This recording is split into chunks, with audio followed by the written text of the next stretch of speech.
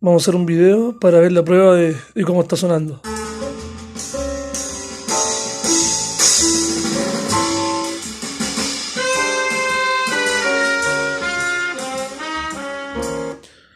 Vamos a cambiar un poquito para que no nos bajen el video.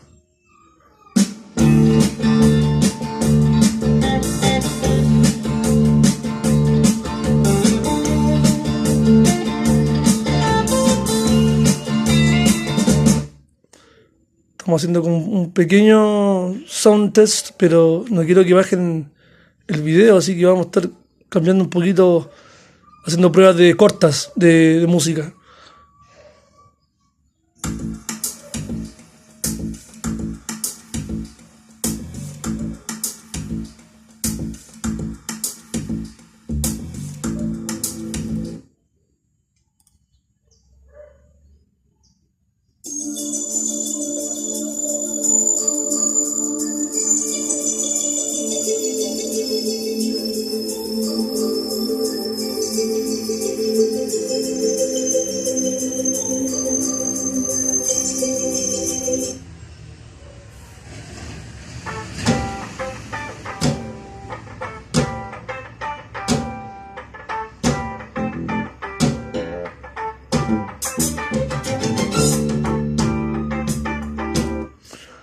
Se logra ver que la imagen esté un poquito más amplia, que más separada, ¿no es cierto? Y lo que me gusta de esta configuración es que en este sentido las bocinas están, ¿no es cierto?, separadas del subwoofer. El subwoofer está haciendo su trabajo de hacer su pega, en este caso colocar, reproducir las frecuencias bajas.